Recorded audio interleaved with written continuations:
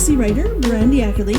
I am an author and a VTuber, and as you can tell, I'm still invisible. Fortunately, over the last week, I have found that this seems to be connected to the cold that I have gotten. So let's see if I can sneeze once more and solve this already. Ready? 1, 2, shoo!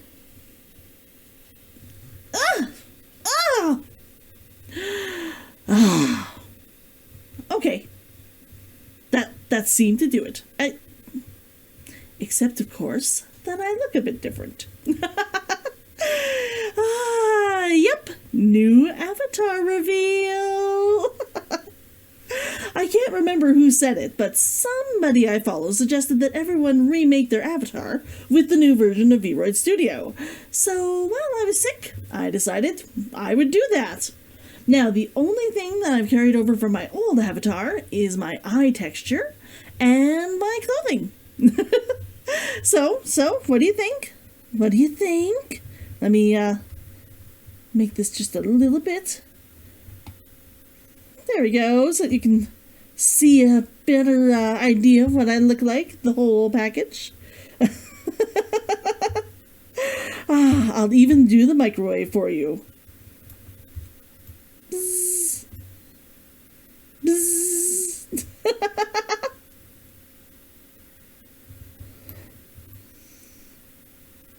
I love the long hair now. I love the long hair. And I especially love these little fluffs of hair. The little fluffs of hair are amazing. I love it. I love it. So, what do you think? How does it look? How does it look? I'm less fond of the skirt, just because it's really the only thing that's straight out of the box right now. But yeah, even my hair has been changed. However, since I'm working on a new outfit for Christmas, I'm holding off. I'll stick with this one until I finish the new outfit completely. So yeah, I hope you all like it. Personally, I love the hair. I love the hair. I tried it a few different ways, but I love how I finally figured out to make it look here. It took so much playing with. But let me know in the comments. Let me know in the comments. I love hearing your thoughts on how I look. Oh, and one more bit of news before we continue with today's chapter. This is your last reminder. I am giving away this model. This model. If you would like a chance to win her, go and put your name in the comments of my Vroid video saying, I'd like to win this. Anyone who has put their name in will be eligible. If you win, I'll contact you via YouTube DM system, and I will ask you for an email address to send you this model in. If you want minor changes made to her, I can certainly work with you to make those. So please, head to the link below and make certain you put your name in before the end of December 6th. After that, you will not be able to enter it, okay? Okay. Now, last week, Isashi and Hana had found Kitsune-ken and Richard's last campsite. The creature they fought and buried had been crudely removed from the cairn they'd created for it, and the two hunters realized that someone may have been hurt in the fight. Now, on with this week's chapter. All right. Okay, just let me pull up a copy of the book. And perfect. It was nice to wake up and not have to pack up their entire camp. As well, she finally didn't feel like anything was watching her this morning. Are we really going crab hunting? Kitsune-ken asked, washing the pan that he cooked breakfast in. Yes, I'm thinking about the best way to go about it, Richard said, packing both pots into his pack. We'll use the big pot to hold the crabs. We can start our search after getting a full pot of the things back to camp. Well, sounds good to me, Kitsune said. Crab hunting wasn't really what she'd come up here to do, but she did have to admit, it sounded like fun. And the crab last night had been tasty, if not succulent. They grabbed their packs and headed toward the cliff stairs. It felt odd not to be wearing her armor, but Richard had agreed that if armor got wet enough when the tide rose, it would destroy it. Since they hadn't found any sign of monsters around, Kitsune-ken hadn't argued. She preferred the way the breeze danced over her as they clambered down the stairs to the ocean, and to the mud bubbles. Richard smiled at her and took out his dagger. Let's get started. He dug his knife into the mud and levered it until the caked layer dropped off, revealing a few crabs scuttling away from the sudden light. He grabbed one before it ran too far, and used his knife to knock the dried mud off of it. If it's smaller than a double centine copper, you can let them go. They don't even taste good, he said, dropping that mud clot. If they're bigger, wash them and drop them in the pot. Alive? She said, surprised. They'll stay fresher that way. Ready? When she'd caught 5 or 6 larger ones, and he'd caught 7, he stretched. It's near midday. What do you say about a break? I can make a fire here on the sand, and we can cook some of this up right away. She mopped at her brow. She'd just pushed her dagger in the mud again. No point in wasting the thrust. Sure, just let me check this clod. He nodded and opened up one of his fuel packs to start the fire. She'd found out that they were made of animal dung, cotton, and straw, which was slightly disgusting. She paused as a slim breeze flew over her, drying some of her sweat and cooling her down. It was glorious. She grabbed her knife with renewed vigor and started working the blade back and forth. How long will you be staying? She asked Richard. What do you mean? He had some sticks on top of the flaming bag. Kitsune-ken heard a pop as some sap expanded in the heating wood. She worked the knife some more. After we find this treasure and get back to town, do you plan on staying long afterwards? He stared into the growing flame. The mud clod shook loose.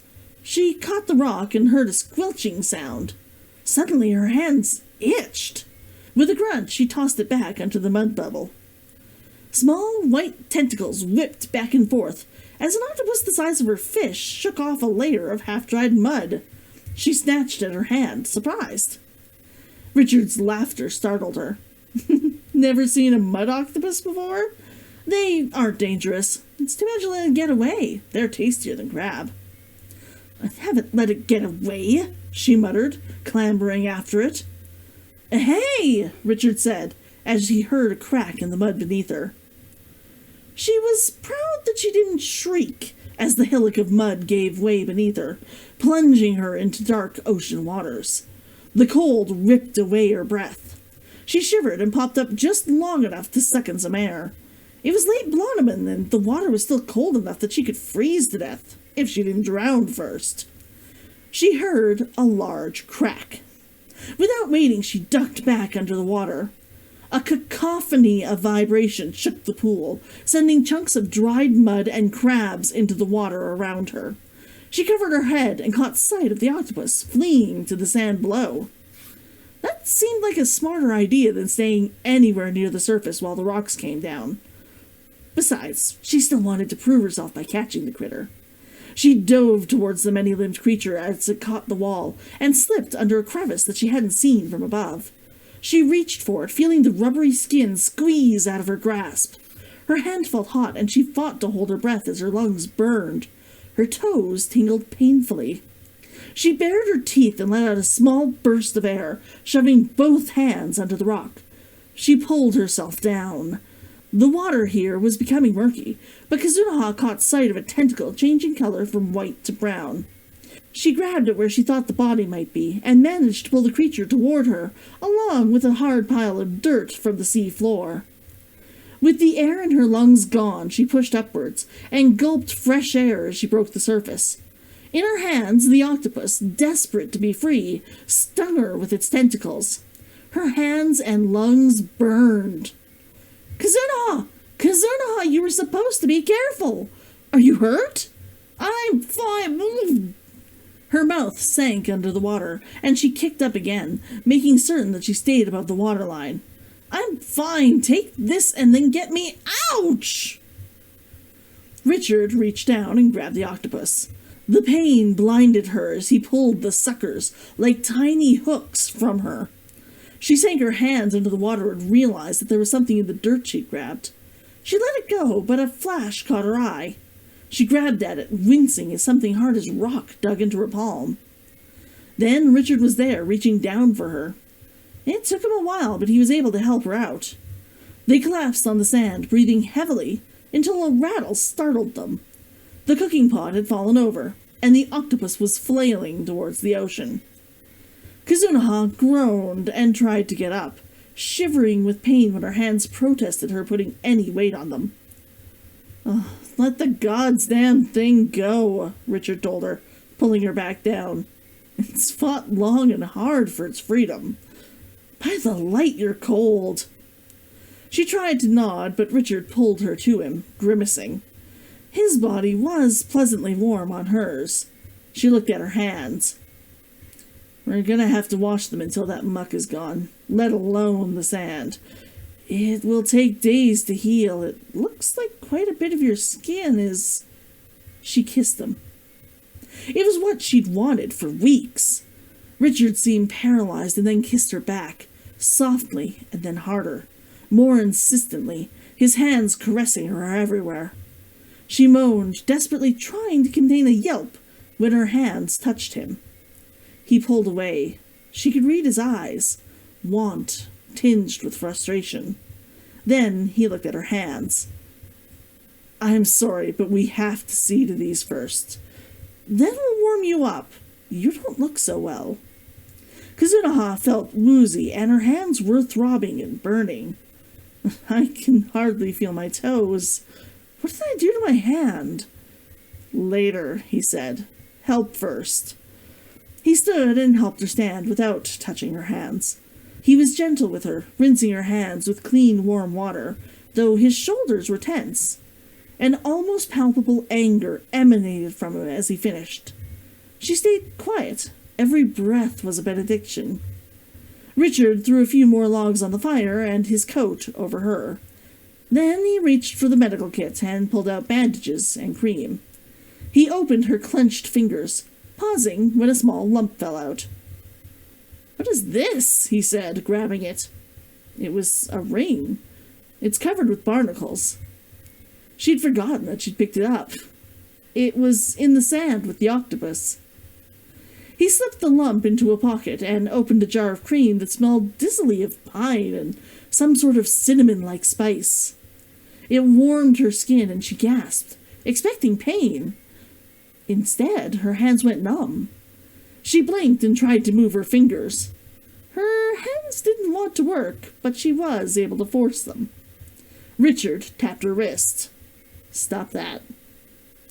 She did, realizing that she was giddy with relief. She wiggled her toes instead, warming them in the sand near the fire. "Why did you go after that octopus?" he asked her, as he bound her hands. "I told you to be careful." "You also said it was tasty, and I felt annoyed at losing it in the first place." He finished the other hand and leaned in to kiss her. Her breath came short and she shuddered as he touched her breast. "We need to talk, Kitsune-ken," he said. She didn't want to talk. She wanted him to push her to the sand and kiss him again. She shivered and regretfully acknowledged that now wasn't the time. She scooted closer to the fire, feeling the heat finally starting to wash over her. Richard slipped down to her right, just out of reach. Despite saying they would talk, he just sat there. Richard played with the ring she'd found, picking at it. He refused to look at her. "Richard, why did the octopus burn me?" He let out an annoyed breath. They do that when monsters catch them, but usually just ink to get away from humans. "Then why—" "You haven't bathed yet since the cockatrice battle." "You think it smelled it on me? It's been over 24 hours. They don't have much of a nose, but sharks can smell blood over a mile away, so you never know. I'll help you wash tonight to make sure it doesn't happen again." He stood abruptly, striding to the other side of the fire. He put another stick on and set up the pot again, and used some of the water to refill it. "Why are you so angry?" she asked, annoyed for asking the obvious. His voice caught in his throat. I thought I'd lost you. Then there you were, coming up towards the surface. Her heart skipped a beat. I'm sorry. It's nothing. And the kiss? There was pain in his eyes, along with desire. Something else, too, but before she could identify it, he looked away. That wasn't nothing. Richard, I don't want this to be a solely professional relationship, she said. Her cheeks were warm and her stomach danced with nerves. She'd never been the one pushing for more. She didn't know what to do with herself. Me neither, he admitted. But, Kitsune-ken, I'm a follower of Kitsune-ken. She smirked, and he made a frustrated noise. No, forget what you've heard. Those are rumors. Kitsune-ken is a goddess of lust. Her followers don't have relationships like you do. Everything is a professional relationship. Can you explain that? Her followers don't fall in love? She wanted to ask about marriage, but that would have been too forward. Not that she knew if she loved him yet, but she would have to know eventually. Not in the way you do. Sex is not the same thing as having a relationship. Sex is fun, a release. There are no strings attached. Sex does not mean that you are in a relationship. There is respect, yes, and desire, but there doesn't have to be more. A loving relationship can include sex, but usually won't. It is something more. I am not looking for the second one right now. Just the first. According to the custom in Hidan, sex was only done with somebody you cared for greatly. In practice, it was treated more casually. You could have a single night with somebody, and people would overlook it. And still, people would not overlook multiple nights without letting you know that you were breaking societal norms. As a rule, after Deckard, she hadn't wanted anything that might be considered permanent. Richard, I understand that, and I would still like to enjoy you. He shook his head. You don't understand. This is... She put her finger to his lips. This isn't something else. This is only going to be for fun. One time is just fun, even for us here. Any more than that, and we'll have to talk again first. All right? Kitsune-ken, he said. She moved her lips near his. I know what I want. I trust you. He shivered and ran a finger down the side of her face. She waited for him to decide. That is a terrible idea, he whispered. This time, when she moved in to kiss him, he didn't pull away. She wrapped her arms around him, playing with his back gently. Light, feathery touches that were as easy on her hands as they were effective for him. He gasped, yanking her onto his lap. She pushed him to the sand. My mistake to make, she whispered, lowering herself onto him. Let me just put the book away here. Here we go. Another hot chapter. Despite the very hot ending, though, the chapter had other things happening, and something that you don't see happen in a lot of books. This chapter had two characters having an adult discussion around what they were looking for, whether they wanted to get involved, and how it would happen. I found that a lot of books tend to avoid this step, no matter how old the characters are. Personally, I find it annoying when the characters have to argue based on an assumption that could have been solved with a single conversation, either before or after. So, I've made it a point that my characters try to avoid that. And sometimes misunderstandings will happen, regardless of how much you try and avoid them. But if a major plot point in your book can be solved by two people who like each other, sitting down and talking like adults for 2 minutes, regardless of the outcome, then that really isn't a major plot point in my opinion. But I think I might be repeating myself now. I love NaNoWriMo! But by the end of the month, I am always suffering from a serious case of nano squishy brain. Nano squishy brain, for those who may be hearing about it for the first time, is when your brain gets so tired from the work you've been putting in that it kind of shuts down on you to let you try and finish your book. Imagine it kind of like a spaceship going down to life support and minimal systems, running after an intense battle. You aren't in any danger right now, but you're probably going to want to spend some time cleaning up the broken bits before you continue. Unfortunately for me, I did not complete NaNoWriMo this year. I did edit over 50k of my novel, though, so I am considering this a win, even if I didn't complete my convoluted way of counting up to 50k.